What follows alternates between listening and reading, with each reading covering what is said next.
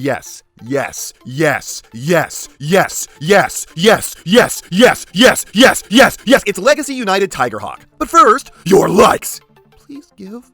And if you enjoyed this video by the end and you aren't subscribed already, please consider it. Also, let's thank a patron up front, and this time it's False Convoy, whose favorite figure is Micron Densetsu Super Convoy. I have never handled the weeb version of this figure, but I did have the original growing up, and I did love it quite a bit. No one better talk about these things bursting into flames. That is not a common problem. It happened once to Bolt Matrix on camera, and no one will ever forget it now. It's like people saying that Cliffjumper always dies. Fun to joke about, but it's actually based off very little. Though I do agree, man, those are some excellent colors. Anyways, Legacy Tigerhawk absolutely rules. Let me hit you with every problem this thing has right out the gate. His legs look a little short, his wings aren't as posable as I'd like them to be, even though they are pretty posable, and he's a little bit back heavy. That's it, that's the review. If you think you can tolerate those things, then this is just a slam dunk. Good night, everyone.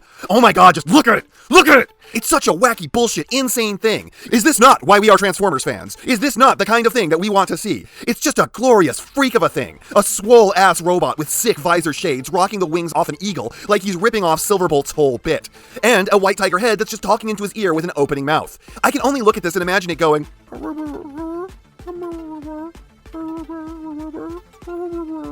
What's that? Timmy fell down the well. And his parents got him the spoilers inside Ultra Magnus when he already had one. No! That is a deep cut callback for longtime fans. You know what? I take it back. There is one more thing that I don't like about this, and that's if this tailpiece hanging off the front ever breaks off, I am made extremely uncomfortable by looking at his furry underwear. You know me, I struggle for anything to say when a figure is overwhelmingly good, because I just want to point at it and say, look, its goodness speaks for itself. Is that not evident? So instead, I'm going to take this as an opportunity to rant about the people who don't give Beast Wars a chance because it's too ugly or some bullshit like that. I should not have gone to TFCon looking for one of these and had like none of the vendors, with the exception of the guys specifically dealing in vintage Beast Wars toys, recognize the name Tigerhawk. I'm half concerned that I couldn't find one of these because none of the vendors bought one because it's Beast Wars, so who cares? It's an ugly show anyways. I would like for you to describe what you mean when you say that. What specifically about Beast Wars is ugly?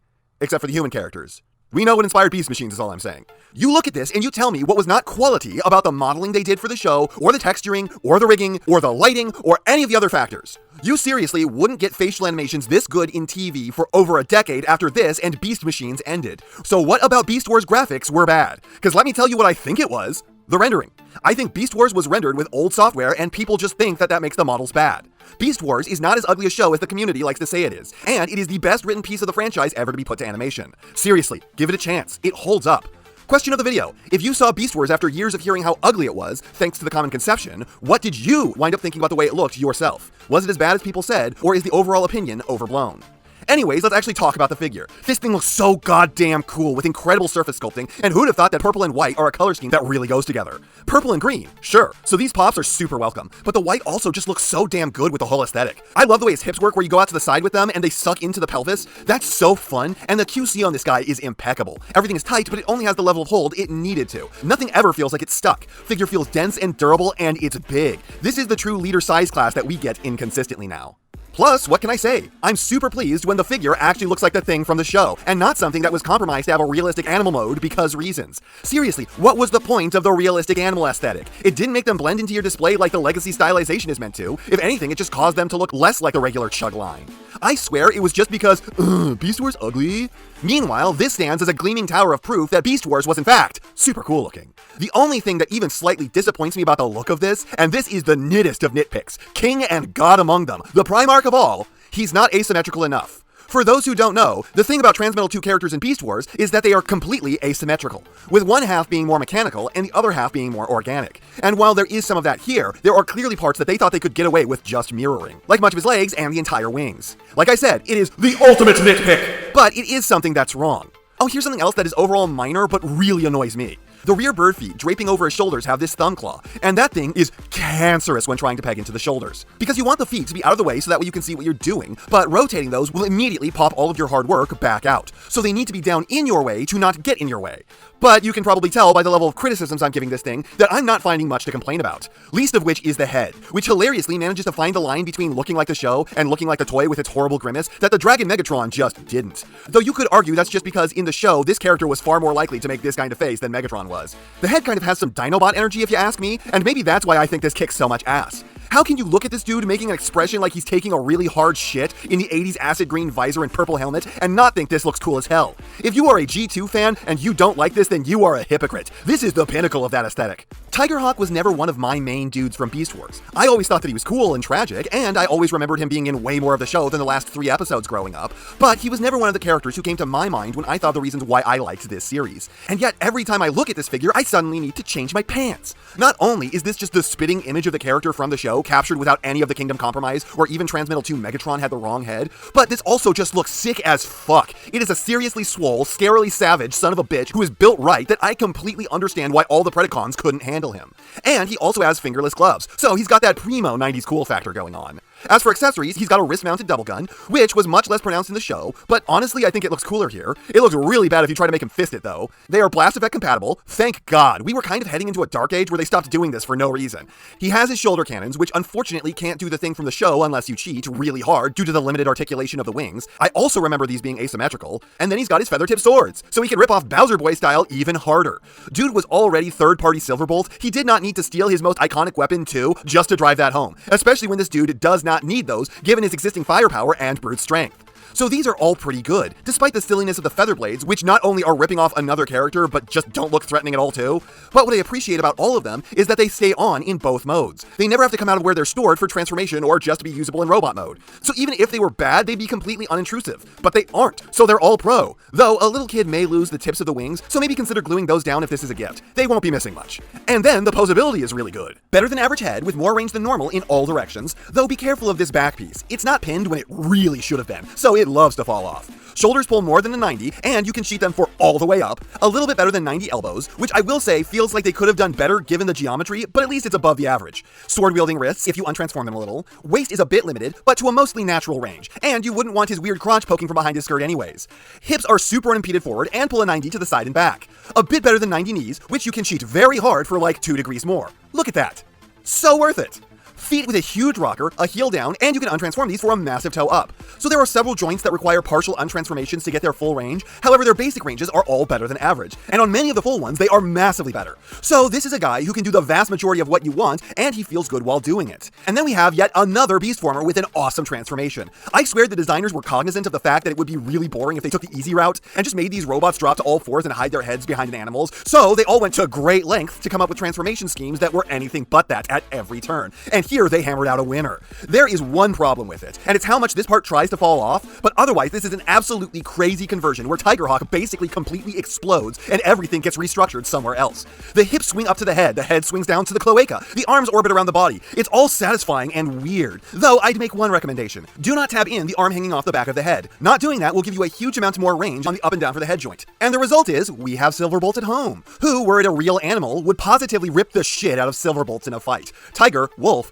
not equal. That's one way to not look like a ripoff. My OC, Please Do Not Steal would totally kick the shit out of the original. But both of these are official, so what the fuck? Has anyone ever clocked the fact that this is a Transmetal 2 Fusor? Every Beast Wars fan watching this just felt their pants tightening, because that is a soup of words of the coolest possible things that you can be in the show. That's like saying Captain Iron Spide America. This goddamn chimera looks so unreasonably awesome, but it has a couple flaws that are thankfully mostly hidden by the aesthetic. For starters, he very much does have a ponytail made out of an arm hanging out of the back of his neck, but you can just say that that's a cable attaching his brain to his ass. I don't know why he needs a hard line directly assuming control of shitting, but he's got one. Also, he has this shelf-like hump on his back. That's mostly concealed behind the wings, but when you notice it, it's pretty goofy. But the last thing that really bothers me is the way that the tail feathers can't lay down. They are always kind of poking up, and they don't lock in at all, so that is agonizingly unsatisfying. Outside of that, just holy shit, is this cool as fuck or what? Look at it! It's a muscular mechanical tiger with wings that have miniguns built into them and a disappointed expression. And what's more, am I getting the impression that this is a retool of the Polar Claw figure that they were going to make for Kingdom, or it's a retool of that because damn does the front half have his energy? Those are some classic Polar Claw claws on Tigerhawk's tiger feet. Posability is really good for a Beastformer too. If you take my advice, head has tons of up and down, and if you untransform it even more, you get a rotation, though it's more clear than ever that there is an arm hanging off the back of the head. Both wings have 90-degree throws in 2 of the joints, and the feathered section can spin 180. Front shoulders have great range in all directions. Sadly, the legs cannot collapse anymore in the digitigrade direction, but they have plenty of wrong direction, which can look pretty funny. Front feet have a toe up and rotation, and the rear legs are extraordinarily mobile, with the hips having full range, and a chain of joints that can pull minimums of 90 on one, and on the others 180. So this not only looks cool, but is probably more posable than any Zoid that has ever tried to jack his swag. An excellent beast mode, and just goddamn, this figure's everything that I wanted. 1. It just looks like the show. They didn't change it for literally no reason. It would be one thing if it were legacy stylized, but it was a whole nother that Kingdom was like, no, we aren't going to do that because real animals are cooler. 2. It not only looks like him, but it looks cool. They gave this the time and care to craft on every detail he needed. Nothing feels shortchanged here. 3. The QC is amazing. This is one of the best feeling figures I've handled from Hasbro in years. 4. The accessories only add value, and they are not something that has to go into a drawer when not in use, nor are they something that get in the way of the fun of the transformation. For me, they stay where they go at all times, never moving from their homes, because why would they? 5. Posability is good. It of course could be better, but this is a solid 8 out of 10 in this category, and that's nothing to complain about. 6. Transformation is one of the most important things impacting every figure to me, and this just has a killer one. It's like little I've ever seen before, and it's just fun and cool. And then 7. That beast mode. Need I say more? It's like someone dumped radioactive waste on the 80s while it was visiting the zoo, and this is the TV-ready result of what exploded out of that. This figure rocks. Buy it. It's a micro masterpiece. And before we go, it's time for the monthly shoutouts. If you'd like a shoutout yourself, all the information you need to get one is currently on your screens. Please don't ignore any of that. Every month, multiple people do, and it is always a hassle to track that down. And before we really get into that, thank you to the winners of the weekly art challenge on my Discord. And congratulations to This Is Bad Comedy for winning the news server logo for a month. Congratulations to Keej for winning the recreate a scene from Dragon Ball with Transformers characters. Good job to Danimatronic Speed for recreating the scene where Optimus laments using the new Bumblebee Megatron. And excellent work to Joeschmoe for making a fight scene with 2 characters who have the same name, with a pretty long animatic. Gonna have to let this play a little before getting to the other shoutouts.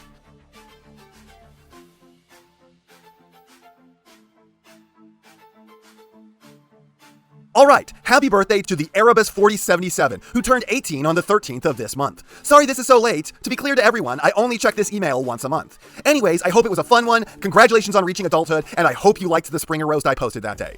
RCW Stop Motion Productions is making pretty fluidly animated stop motion videos using audio from other sources to make some solid jokes. Happy birthday to Silverware325 on the 25th of March. I see what you did there with your username. He has an Instagram where he posts pictures of his Transformers. Check him out. Geek Fusion TV has been at this so much longer than me that he's basically an elder statesman of reviewing. Let's get him some of the respect that he's earned. He makes action figure reviews on basically anything other than the Transformers. So if you want to know what the wider collecting scene is like, hit up his videos. Kelvin wants you to listen to a song that he really likes, that doesn't have a ton of views. I gave it a listen and it was pretty fun. And he wants you to check out his friend's channel, Keej TV, who is both a stop motion animator and a reviewer. He has 2 series. One is IDW inspired called Transformers Voyagers, and the other is a comedy called Base Z1. Amazingly, Danimatronic Speed also requested a shout out today, so if you liked his earlier work featured in the video, check him out. Cyclonus has an aptly named channel because it is wacky bullshit, in a good way. It's mostly voice acting weird comedy sketches, and they're pretty good. Deceptitron in Lead recently started over with a new channel. Give them a watch so they can start off on the right foot. Fandumpywumpy is back, and since it went so well last time, she is looking to do commission work. If this looks interesting to you, her contact information is in the description. A couple days ago, DeLego Man had surgery, so all the best, man. I hope it went super well and you have a speedy recovery. Mr. Devious would like you to see his Instagram photography, as well as check out his friend Kellen Egan's basketball YouTube channel. Brittany Robinson is making her own fully animated YouTube TV show called The Heroic Six. If you are here for those really high-effort YouTube animated series, you might be really interested. Kayle Mathew Comendador is making cringy attempts at comedy on YouTube. Their words, not mine. Check them out for mad memes and weird parody video edits, as well as their DeviantArt for mostly pictures of get your hands off Isokin content. Hylian 1 Out is making Transformers reviews on YouTube, as well as some Nintendo content. Boy, with a name like that, I'd have never guessed. Give him a look. Cohen Kendrick wants you to check out his friend's music on BandLab, so give him a listen. Lastly, Joeschmoe is going to start making reviews on YouTube and TikTok, and he wants to get you to preemptively subscribe, so when he does, he has a waiting audience. And that's not half what I have to say, but it's enough of what I have to say. And I know, you know, what everyone else tells you to do at the end of these videos. So, if you like